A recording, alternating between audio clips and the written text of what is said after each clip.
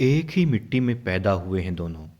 एक है जो अपनी मिट्टी को सहेजे रखना चाहता है, उसके लोगों की जड़ें पकड़ जो है दरख्तों सी करना चाहता है।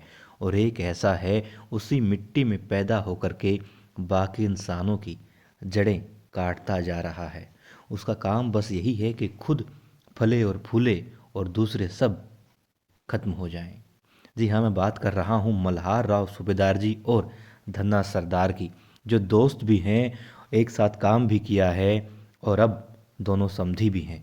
एक राजा है तो एक को एक अच्छा पद दिया गया है, सरदार बनाया हुआ है।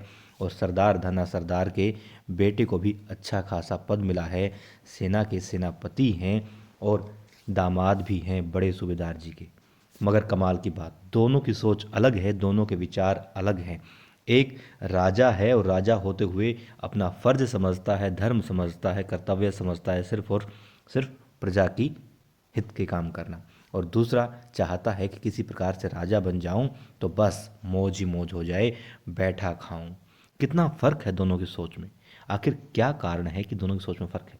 खैर छोड़िए, कोई भी कारण हो, वजह यही होती है कि इंसान की सोच कैसी है। दूसरी बात यह है, यहाँ पर जो मुख्य बात यह है कि अब गौतमा बाई सरकार को पता चल चुका है कि उनके बेटे के ऊपर खतरा मंडरा रहा है। जाहिर सी बात है, संदेह तो वो पहले भी किया करती थी कि उनकी बेटे की कुर्सी जो है, यानी कि भावी राजा है, वो तो उनकी कुर्सी के ऊपर बहुत सारे लोगों की नज़र है। कभी सोचा कि देवी अहिल्या की नज़र है, तो कभी ये भी लगा कि हाँ गुन्नू जी की नज़र है। गौतमा बाई सरकार की छोटी बहन है जो द्वारकाबाई साहब, वो अपने दामाद को बिठाना चाहती है, ये भी लगा कई बार उनको। मगर अब पक्का हो चुका है, जब सूबेदार जी ने कहा कि युवराज पर हमले हो रहे हैं, जाने क्यों हो रहे हैं, तब गौतमा बाई सरकार ने कहा कि गद्दी के लिए हो रहे हैं। इतना उनको पता है। और उन्होंने पहले भी देखा है कि गुन्नू जी ने हिसाब किताब में गड़बड़ की थी जो देवी अहिल्या ने पकड़ी थी। फिर उन्होंने देखा कि किशन लाल के मामले में भी बहुत बड़ी चूक की थी, गड़बड़ की थी, धोखा किया था, और तब बौखला गई थी द्वारकाबाई साहिब। और अब बात यह कि यदि देवी अहिल्या और युवराज खंडेराव गद्दी से दूर हैं, तो फिर कौन है जो गद्दी के नज़दीक आ सकता है मल्हार राव सूबेदार जी के बाद में? जाहिर सी बात है, मतलब कि पुत्री हैं उनकी सीताबाई और दामाद हैं सेनापति भी हैं। तो सेनापति तो बहुत बड़ा पद होता है और फिर दामाद भी हैं, तो गुन्नू जी का हक बनता है। बस इसलिए देवी अहिल्या की सासूबाई की नज़रें जो हैं और शक की सुई जो है गुन्नू जी पर के आकर के अटकेगी। गुन्नू जी पर आकर अटकेगी क्योंकि पहले भी वन भोज के लिए भी उन्होंने निमंत्रण दिया था युवराज खंडेराव को, बालक थे, और मगर उस वक्त देवी अहिल्या ने रोक लिया था। मतलब कि जब भी मौका मिला है कुछ अच्छा कर दिखाने का, तब गुन्नू जी ने बीच में टांग अड़ाई है। और दूसरी बात क्या, अब जब मौका मिला था, बहुत बड़ा मौका मिला था, 10 दिन के लिए राजा बन रहे थे, बहुत कुछ कर सकते थे, समाज में प्रजा में अपना नाम कमा सकते थे, अच्छी इमेज बना सकते थे, मगर देवी अहिल्या ने बीच में अड़चन डाल दी। ऐसा लगता है युवराज की माँ को। अब मतलब ये कि शक की सुई कहाँ जाएगी गौतम बाई सरकार की? ये तो तय है कि वो हर किसी को शक की नज़र से देखेगी, जांचने परखने की कोशिश करेगी कि कहीं ये इंसान तो नहीं जो बेटे का दुश्मन है, कहीं ये इंसान तो नहीं जो बेटे की जान का दुश्मन है। ये तय है कि देवी अहिल्या पर यदि सोचे भी कि हाँ गद्दी के लिए दुश्मनी हो सकती है, गद्दी चाहती है देवी अहिल्या, मगर फिर भी युवराज की हत्या या युवराज पर हमला तो वो नहीं करेगी। इसीलिए उनके शक के दायरे से देवी अहिल्या बाहर हो जाती हैं यहाँ पर।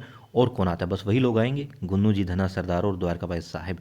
द्वारकाबाई साहिब बहुत चालाक हैं, रग रग को जानती हैं, गौतमा बाई सरकार कब क्या कह रही होती है और क्या सोच रही होती हैं, क्या सोच करके कह रही होती हैं, और क्या भविष्य की नज़र है उनकी, वो सब जानती है द्वारकाबाई साहिब। गौतम बाई सरकार ही नहीं, हर किसी के बारे में बहुत अच्छे से जानती है, व्यवहार जानती है, सोच जानती है, और किस प्रकार की नीति है ये भी जानती है।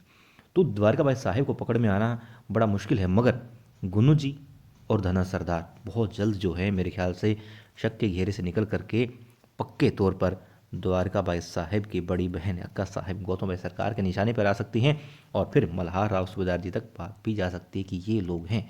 और तब, क्योंकि कान की कच्ची नहीं कहलाना चाहती, बहुत अच्छी बात कही इन्होंने कि कान का कच्चा नहीं होना चाहिए इंसान को, लंगोटी का पक्का और कान का पक्का होना चाहिए, बहुत ज़रूरी है इंसान का ये।